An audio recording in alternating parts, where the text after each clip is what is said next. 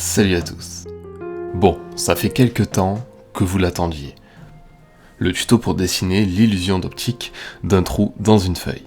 J'ai décidé de le simplifier pour ma part, j'ai toujours procédé de cette manière, que ce soit sur papier ou directement sur ma main. J'ai même utilisé le procédé pour faire un pancake en 3D. La technique de dessin 3D s'appelle en français l'anamorphose. Ça consiste à faire un dessin à première vue déformé, mais si on incline la caméra dans un autre angle, ça nous donne un trompe-l'œil. Bref, avant de se lancer dans le dessin de la miniature vidéo, voici une petite technique. L'idée, c'est de tracer un rond. On va le couper, comme ça. On a un ovale un peu pointu. On peut le colorier en noir, ça sera le fond du trou. L'autre partie du rond, on la colorie, mais en appuyant moins fort sur notre crayon. Ensuite, on va encore créer un ovale par-dessus, il sera à cette distance. Pour l'instant, ils sont séparés d'une même distance. N'hésitez pas à colorier.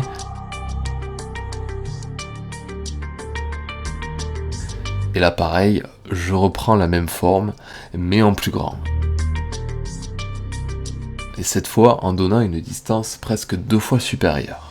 En plus, je ne collerai pas ma courbe contre le trou noir, mais je laisserai un petit espace en bas. Même chose pour le suivant, en agrandissant progressivement les distances. Bon, ensuite à main levée, je trace les grilles de notre rond. On part bien du trou, on essaie de distancer les traits du haut à peu près au même niveau, et sur les côtés, on élargit beaucoup plus les espaces. Par contre, ce sera un peu plus serré vers le trou. Et pour le bas, les distances sont légèrement plus grandes que celles du haut. Et puis, pour qu'on ait le meilleur aperçu, je trace des lignes droites, horizontales et verticales. Enfin, voilà ce que ça nous donne. On voit très bien la profondeur.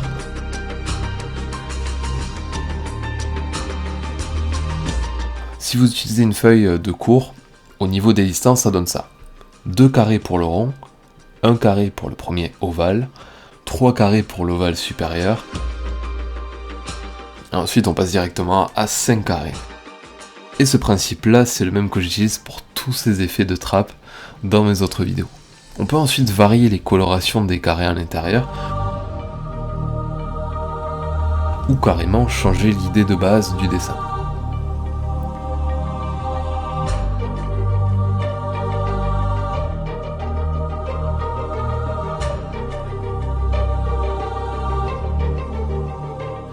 J'ai fait ces quelques dessins pour vous montrer que la technique s'applique sous n'importe quelle forme. Maintenant on passe au dessin de la miniature. Deuxième façon, on oublie tout ce qu'on vient de voir et on regarde.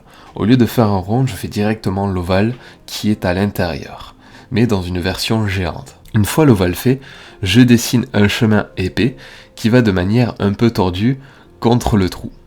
Sur le côté gauche, je fais un autre chemin, toujours tordu et dans le même sens, mais encore plus épais cette fois.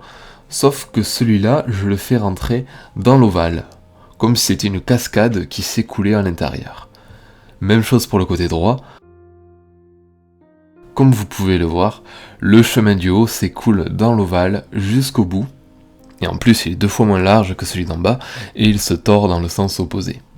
On va colorier les 4 chemins avec un matériel de couleur. Personnellement, je vais utiliser un ProMaker bleu ciel, mais la couleur ne joue pas sur l'illusion.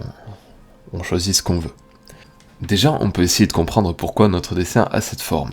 Si on incline la caméra, ou si on regarde qu'avec un seul œil, il faudra avoir l'impression que le chemin de devant est presque sous nos pieds. Par contre, le chemin de derrière, d'en haut plutôt, devra à nos yeux se trouver de l'autre côté du trou. Donc il devra être plus éloigné. C'est pour ça que j'ai bien choisi la grosseur de chaque chemin. Pour qu'on remarque dessus de la profondeur, n'hésitez pas à rendre l'extrémité de l'ovale noire. Et de faire un léger dégradé sur le blanc de la feuille, et même par-dessus les chemins.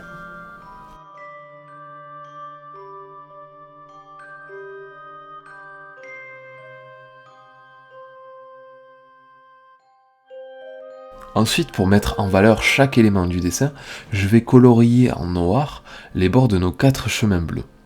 et puis griser un peu la surface blanche, en laissant chaque extrémité blanche.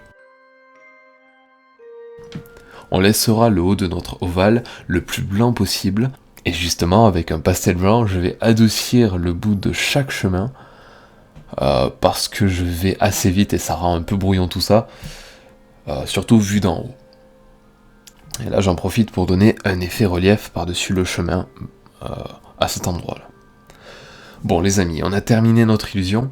Si vous essayez, prenez votre temps à peaufiner les détails vus de face, ça rendra bien mieux quand on le regardera avec un angle.